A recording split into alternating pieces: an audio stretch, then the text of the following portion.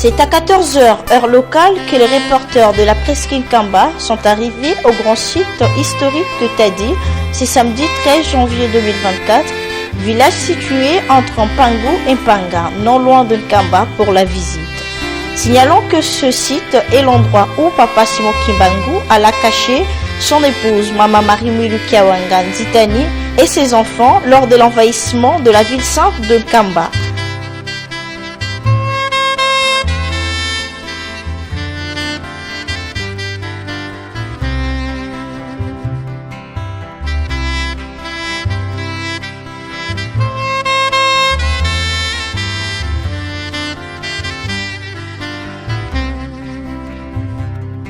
Les surveillants de ces sites nous fait l'économie de la journée. Kombo nangai mombo JP. Tozali awa na Tadi, chantier Tadi oyo babengi Tadi ya Mpangu esika mama Mwilu ayake kobombama tangu envahissement de la ville sainte salamaka le 6 juin 1921. Masolo ya mboko ya Tadi tokomata likolo esika makambo nyonso ezali. Awa tozali de passage, ezali esika tokolobela mwa lisolo eza awa po Pierre oyo bayaki proposer yango epa Papa Simon Kimbangu le 9 juin 2011. Eza na makambo kosalema awa tokoleka directement te na site historique sans toutefois kolobela likambo ya awa yango tovandeli awa pona pesa mwa historique ya awa na site oyo ubie na esika oyo ezali esika Papa Dialunga na Kiangani Kolo Yesu na sa seconde veni abanda koya kopemela awa tango bazoya awa na Papa Mbenzi Kiangani baye kotambola na zamba na bango oyo esika milona ezali oyo balona na kolonzi tango babanda koya bawuti Nkamba baye na makolo a partir ya Nkamba bayeti na mboka oyo babengi Mpangu nzela ezali balakisa biso oyo babanda koyela bayeti na bisika oyo zamba oyo ezali eza zamba eza na makambo nyonso tutututu bambume eza kuna tango basali introspection batamboli baye kopemela na esika oyo po awa nzete ya safu ezalaka esika wana lokola kaka safu oyo tozokomona awa tango babanda koya bavandi wana bazokopema wana babimisi mwa nkutu na bango babanda kotambola nango babimisi nguba mwa kikedi balie na mulangi ya mai bapemi na bango après ça bakontinue nzela na bango ti basali tu bazongi ti na Nkamba bakokende ti ndimba kenge ti bakozonga na Nkamba avant qu'il ne fasse 18h donc ezali bisika babanda kopemela yango comité mixte bapesi ye charge ya kotonga restaurant awa po esika tata Nzambe alelaki donc biso pe topesa meli charge wana tutonga esika oyo en tant que membre ya comité mixte pona likambo wana donc eza place tata Nzambe alelaki batu pe fo balela esika wana yango bozomona place oyo libanga wana tina nango yango wana bambuma eza na zamba kuna tozokomona awa kote yo pesi mokongo baavoka ezali bakakao ezali malala ezali safu ezali tututututu presque na bambila tosalaka mafuta kuna donc so okei machine mo babengaka wax donc artisanal tosalaka mafuta mingi ravitayaka Nkamba mafuta wana donc so okei tosali quantité nyonso tozwi toyebisi papa so aza na posta nango na minute wana atindi camion eye kozwango donc nyonso eza kuna so okei oyebi kaka wote okomona ngo oyebi nini te nyonso presque eza lokola jardin d'Eden yo tout eza kuna.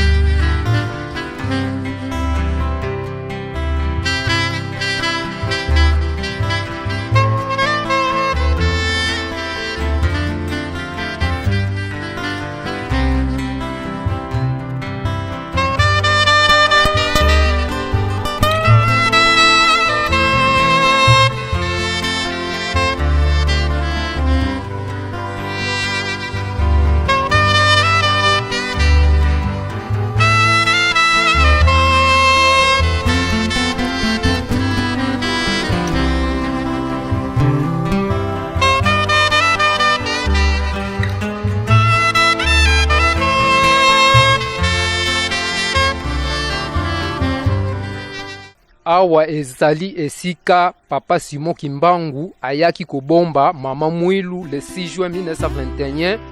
tangu mbwanga na mbanza esalemaka oyo tobengaka envahissement de la ville sainte. Donc esika oyo ezali esika ya makambo misatu. A part ndaku wana po libanga oyo ezali ndaku tokokota kuna na kati libanga ezana ndaku kaka libanga wana yangonde esika papa Simon Kimbangu azulaka fongola ya likolo na ya se epa ya kolo Yesu. Tokomata kuna likolo tanto uti likolo nde tokokota na kati ndaku oyo mama Mwilu bomba maka tangu bwanga na mbanza sala maka asala 3 jours awa bayaka na bana na emisatu papa Kisolokele papa dia Lungana papa dia Ngienda ayako bomba ma awa azakina mukumba zemi ya 10 mois nde papa Kisolokele azongaka na tata na ye oye azaki mingi attaché na papa Simon Kimbangu batikalaka awa papa dia Lungana na papa dia Ngienda na mama Mwilu na zemi na ye. Donc makambo ezali awa misatu likambo liboso place Moïse asulaka mibeko epa ya tata Nzambe ya mibale place mama Mwilu ayaki kobomba ma tangu bayaki wamvaye nkamba ya misatu place papa azulaka fongola ya lola na ya se papa Simon Kimbangu na kolo Yesu. Donc na lobi makambo misatu ya liboso place mama Mwilu ayaki kobomba ma le 6 juin 1921 ya mibale place Moïse azulaka mibeko ya misatu place ya fongola ya likolo na ya se na banza tangu bana école biblique bayaka awa papa directeur ayaka na ba photo wana eza ba photo moko ebimaka miraculeusement to yebite na photographe kanga bango ba photo wana papa Simon Kimbangu na kolo Yesu azo présenter fongola epa ya papa Simon Kimbangu. Donc awa makambo mingi te kaka misatu mende libanga etonda makambo wana tozokende kotala yango mabanga eza nango ebele awa kasi bapesaki biso kaka histoire ya libanga oyo o mususu toyebi na biso te. Fongola ya likolo na ya se elinge loba boye likambo nyonso oyo papa Simon Kimbangu akokanga na se Nzambe kuna na likolo akangi oyo akofongola Nzambe afongoli pamba te papa Simon Kimbangu azali tata Molimo Santo tata Nzambe bango moko bayebi na bonzambe na bango azaka mutu moko. Donc wana eza ministère ya papa Simon Kimbangu bapesaki ye tango azobanda musala le 6 juin 1921 ezalaki envahissement de la ville sainte bayaki ko envahir nkamba na bamindele bautaki na mbanza ngungu tango baye na nkamba kuna Angelu abikisi papa Simon Kimbangu tango balingaki bakanga ye aye kotika bango awa daye kutu ezalaki na tongo ya le 6 juin 1921 wana avant likambo wana. Donc na tongo mama Mwilu na papa Simon Kimbangu batelemaki na bureau SPC wana place de port musée sali tango babonde limbala moko ba se retrouver awa bayaki na makolo te me na libonde lika na molimo tango baye awa abombi bango. Après papa Simon Kimbangu azongi na ye na papa Kisolokele azalaki pembeni na ye tout le temps awa ba papa dia Lungana papa dia Ngienda na mama Mwilu na mukumba ya 10 mois mama Mwilu atikali awa asalaka 3 jours awa tango wuti awa nde akei a progresser tina mboka Madinga kuna nde akende kobotela mwana ya mwasi mwana wana tango abotami le même jour angulumi atelemi pe alobi akufi alobaka nini ngai na ye na mokili pona kote ya mokili ke Nzambe azalaka mwasi te Nzambe azalaka kaka mobali e batata bandeko nanga obozo komona awa papa Kisolokele papa de Lungana papa de Ngienda bazali bato ya mokili oyo te bazali banzambe na yango nga na boyi ko bebisa histoire na ye pona ko témoigner na pesa sangwana mokili bayeba nazongi na ngai yango akende ko kufela kuna abotamaki na Madinga akufi kuna mausolée na yesa kuna. Donc mama Tsilulu kombo ya mwana wana mama Tsilulu elinge lobete bilaka eza esika Moïse azwilaki mibeko libanga te me ezali esika oyo Moïse azwilaki mibeko epa tata Nzambe me libanga ezali libanga nde mama Mwilu abatamaka abombamaka tangu mbwanga na mbwanza esalemaka eza pe libanga wana kaka na likolo nango esika papa Simon Kimbangu azwilaka fongola epa kolo Yesu me mibeko ba préciser te wapi me ezali awa na ngomba automatique esika Moïse azwilaka mibeko etango tokowuta awa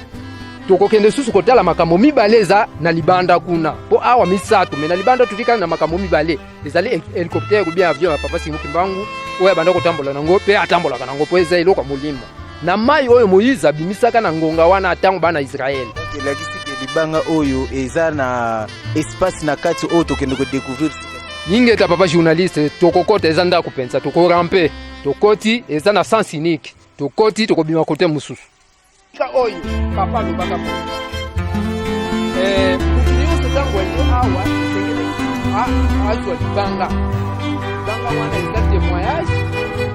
bona kotobete ngai na kaka na ona mama mungu akoko bomba donc wana eza te kono tango beli okefuka mela yango te eza kaka symbole eza lokola bana Israël tango bakataka ebale mutane balokotaka mabanga bona kolakise te zamba saki bango makambu sikoba makasi.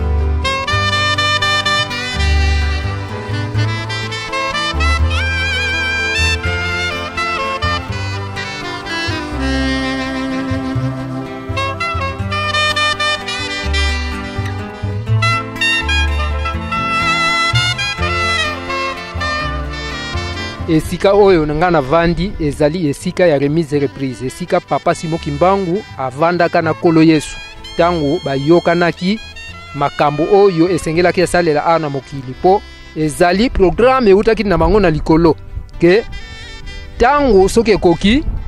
fosala musala na yango tangu bayaki awa kolo Yesu ayebisi Papa Simon Kimbangu maye toyokanaka na yo na likolo ngonga ekoki alors alakisaki enkamba ponkamba yango wana ke Yerusalem fo etonga na nkamba awa donc batalaki esika mususu te na nkamba bamano otala mais esika bavandaki yango pamba te mabeleza kosumuka même angelo anataka mabele te yango bawelaki ko sala remise reprise na bango kaka likolo ya libanga pona nini masumu eleki mingi na mabele angelo même anataka mabele te yango yo esika yango donc place oyo yango Papa Simon Kimbangu bavandaka na kolo Yesu na banza tomona ka photo moko boye ebima meto ebite nana kanga bango photo yango na ngonga wana Papa Simon Kimbangu na kolo Yesu. Papa Simon Kimbangu azaki torseni kolo Yesu lataka robe moko pembe atieboye place yango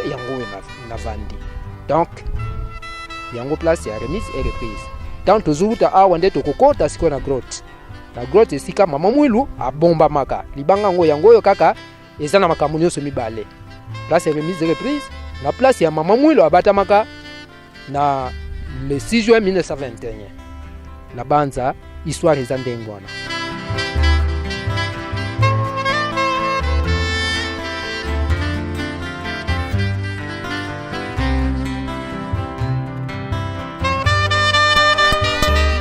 Koti na esika mama mwilu ayaki kobatama na le 6 juin 1921 asala 3 jours awa na bana na ye mibale papa ki dialungana na papa de Ngienda pamba te papa kisulokela azongaka na Papa Simon Kimbangu po ya ye azalaki toujours attaché na tata na ye alors papa de Ngienda na papa de Lungana nde batikalaka awa na mama mwilu na zemi ya 10 mois tomoni biso moko ne to koteli na place mama mwilu kota na zemi ya 10 mois biso kutoza na bazemi te mais to kote avec difficulté mais ye moto azalaki na zemi wana souffrance nini amonaka na yango bazebisa biso lokimaka masumu pamba te nyonso wana ezalaki pona biso tozwa kobikisama alors pasi ya mama mwilu tokanisaka yango bamama ntango bayaka awa balelaka pona nini baresone souffrance bango bato babotaka biso bayebi pasi nini bamonaka mais awa ayibaki te azaki makambo moko mabe te mais aya kobomba awa na le 6 juin wana 1921 donc histoire eza ndenge wana 3 jours awa quelle souffrance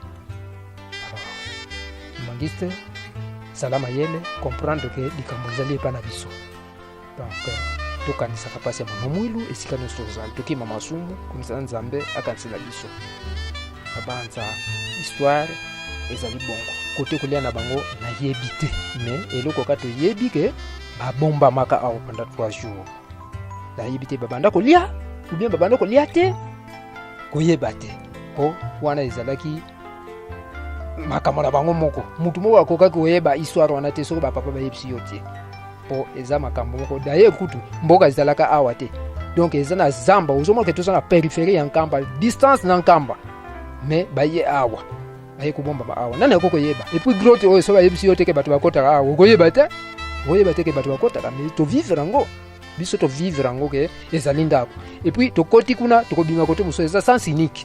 donc au grand jamais tozongela kote kuna tokote tobimila kote mosusu et puis tokokita wana tokosentir ke tokuti neti na étage eza lokola fenêtre tozokita et puis bruit moko esalemaka wana ntango tokitaka yo moko osentir ke oui nakuti likolo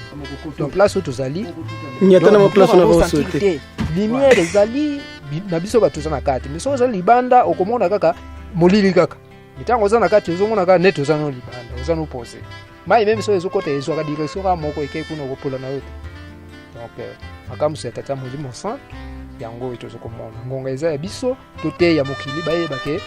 makambo nyonso eza na biso mama mwilu ayaki kobombama awa na ntina ete papa Simon Kimbangu ntango amonaki envahissement de la ville sainte wana ekosalema décision wana ye ayebaki deja likambo wana yango na tongo nango ya décision wana 1921 na tongo babondeli kaka mbala moko en esprit base retrouver awa batambolaka te ke gauche droite tokei na tadi te ntango babondeli kaka na bureau ya SPC wana place nani dépôt à mise esalaka ntango babondeli na tongo avant likambo wana ya décision wana yambo wana mbanza wana esalema bango deja base retrouver awa na tongo donc ti makambo wana ebandi kosalema awa mama mwilu amonaka yango te bamiyelaki awa deja papa ya kobomba bango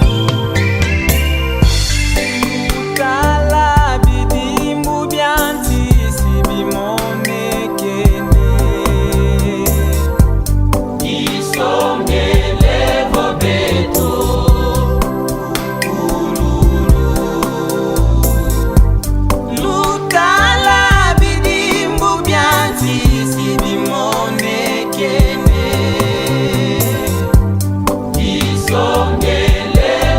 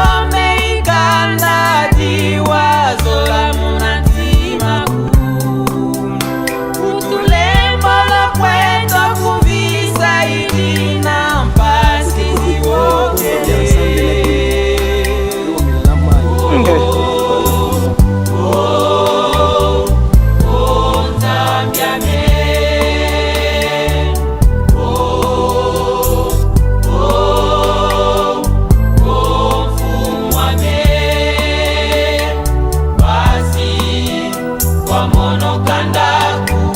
watamazi tukidi utule mbokela onzambyame utule mbokela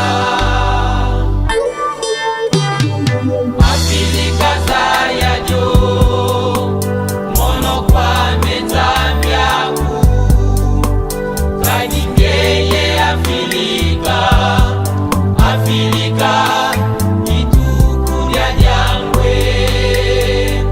kadingeye afilika ituku lya jangwe. mai oyo tozomona oyo yango nde mai bana Israeli bamelaka na tango ya Moïse. Yango oyo Moïse abimisaka na libanga. Biso tango toyaka awa na chantier awa, mai oyo tobando benga ngoka mai ya source. Me ye moko kolo makambo ayeko loba te ezali mai oyo bana Israeli bamelaka oyo Moïse abimisaka na libanga. To benga ngo mai ya Moïse. Yango oyo tozokomona awa. Donc histoire ya awa ezali histoire ya mai ya Moïse. Mai oyo tomelaka ngo. Awa eza kaka mai tomelaka. Eza pona kosala makambo susu te nini te me tomelaka yango. Papa lobaka un jour tokobanomela ngo meme na nkambo. Sinon likambo ezali ndenge wana mai ya Moïse. Oyo tozokomona ezali hélicoptère papa Simo Kimbangu atambolaka nango, epuis atambolaka nango asalaka ba opération na ye. Ezali likambo molimo to eza bonzoto te.